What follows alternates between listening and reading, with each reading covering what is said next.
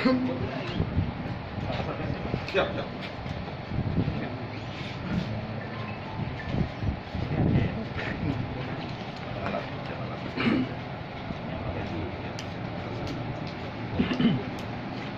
Baik rekan-rekan sekalian, selamat siang rekan-rekan media. Horas Pateng. Pada siang hari ini saya ingin menyampaikan dan press release terkait dengan peristiwa kejadian penemuan mayat yang sebagaimana rekan-rekan juga mendengar pada beberapa waktu yang lalu. Jadi pada tanggal 18 Desember tahun 2020, Polsek Kolang mendapatkan laporan dari masyarakat bahwa telah ditemukan sesosok mayat dengan luka di kepala.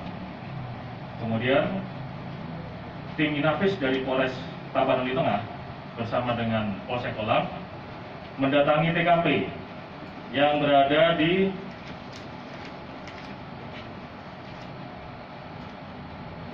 wilayah Mela. Tim Inafis dari Polres Tapanuli Tengah bersama dengan tim dari Polsek Kolang mendapatkan di TKP adanya sesosok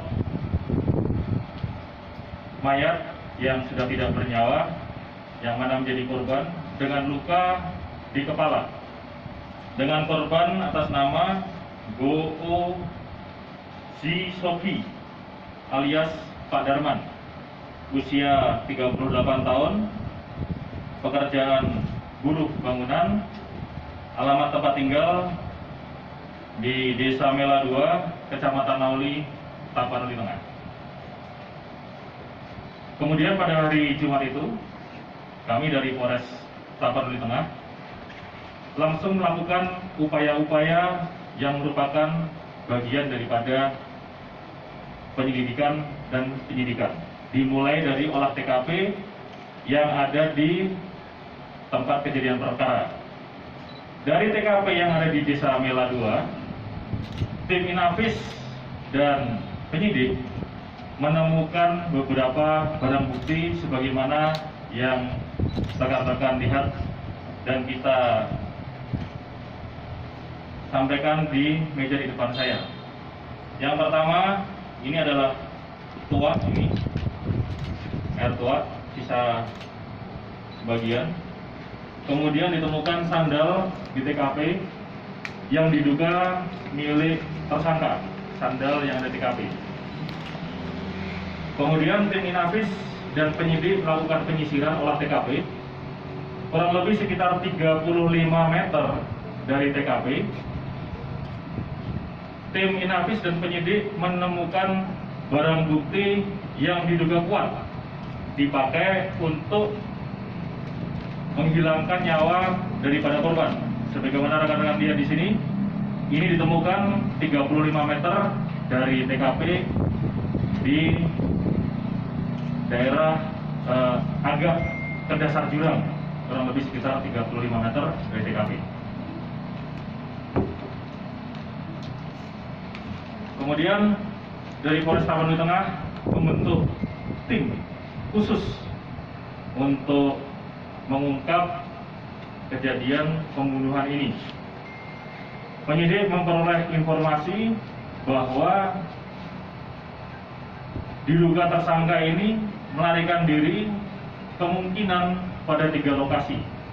Yang pertama itu adalah di wilayah Tapanuli Utara, yang kedua di Sidempuan, dan yang terakhir di Madinah. Sehingga kita membentuk 3 tim khusus untuk melakukan pengejaran dan pengungkapan kasus pembunuhan ini. Tim yang di Tarutung atau di Tapanuli Utara dipimpin oleh Ibda Sangkot. Kemudian tim yang di Madinah dan di Tapanuli di Padang Sidempuan dipimpin oleh Ibda Dian yang pakai baju hitam itu. Kemudian tim yang kita bagi itu, tim khusus itu menemukan titik terang bahwa terduga tersangka keberadaannya terlihat di daerah Madinah, dan tim khusus yang di Madinah yang di bawah Ibda Dian menunggu setelah terduga tersangka terlihat di sana, dilakukan penangkapan. Pada saat penangkapan tidak terjadi perlawanan dan kooperatif dari pihak tersangka, dan tersangka juga mengakui kejadian kronologis peristiwa pembunuhan itu. Motif yang bisa kami dapat dan diperoleh dari keterangan tersangka, kenapa tersangka melakukan pembunuhan?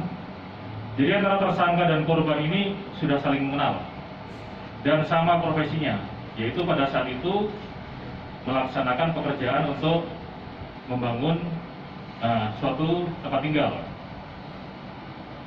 Pada saat proses pelaksanaan pekerjaan itu, komunikasi antara tersangka dan korban ternyata kurang baik. Akumulasinya adalah pada hari Kamis malam menjelang tanggal 18, tersangka memesan 1 botol minuman keras sebagaimana yang terlihat di depan kita.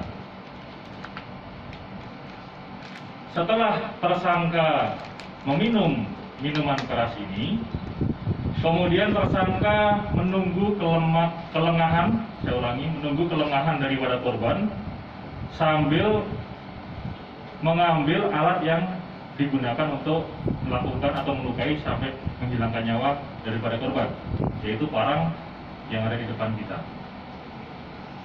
Kemudian tersangka berpura-pura untuk mengerjakan sesuatu. Setelah tersangka melihat bahwa korban dalam kondisi lengah, tersangka mengambil posisi di belakang daripada korban. Kemudian karena tersangka di belakang korban, melakukan pembacokan di bagian kepala beberapa kali bacokan, sambil tersangka juga memastikan memegang kepala daripada korban. Setelah itu tersangka melarikan diri.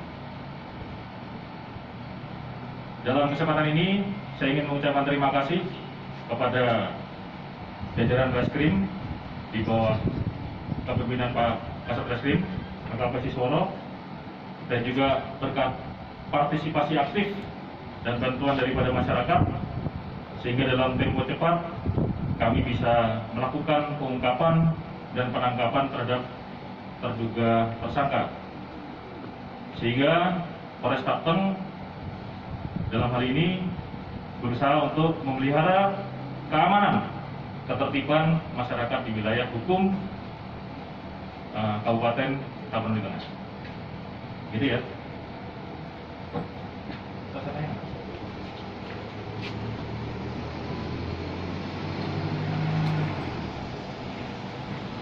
Kamu selama ini kerja bareng sama korban? Kan dekat. Sudah berapa lama? Udah pas tadi. 3 bulan ya, jangan belum pas. Lagi protokol COVID. 3 bulan. Kamu sakit hati sama korban semenjak kapan? 1 bulan yang lalu, Pak. Sudah 1 bulan yang lalu. Kamu pengen membunuh korban semenjak kapan? Sebulan yang lalu juga, Pak. Sudah lama? Udah, Pak. Oke. Itu minuman yang kamu minum ya? Iya, Pak. Ini alat yang kamu pakai? Betul, Pak. Oke. Ya, makasih. Demikian rekan-rekan sekalian dari media, itulah press release kami untuk pengungkapan kasus pembunuhan TKP di Desa Mela 2 yang terjadi pada tanggal 18 Desember, dilaporkan pada tanggal 18 Desember hari Jumat kemarin. Dan sekali lagi terima kasih atas bantuan partisipasi dari masyarakat dan usaha daripada rekan-rekan fungsi reserse dan dari Polsek Klaten. Identitasnya dan Identitas siapa? tersangka.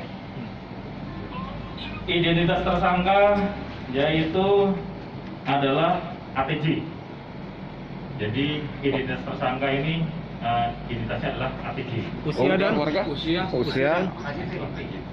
Saya ulangi, identitas tersangka adalah AJT. Usia kemarin? AJT. Usia? Usianya 24 tahun. Udah berkeluarga komandan? 24 tahun, masih bujangan ya? Masih bujangan. Tempat tinggal warga? Alamatnya maksudnya ini? Warga di Tapanuli. Warga sipil kan? Jadi ini komandan bisa kategori perencanaan ini komandan. Jadi untuk pasal yang dipersangkakan berdasarkan hasil penyelidikan dan penyidikan, maka penyidik menerapkan pasal 340 primernya, subsidiarnya adalah pasal 338 KUHP.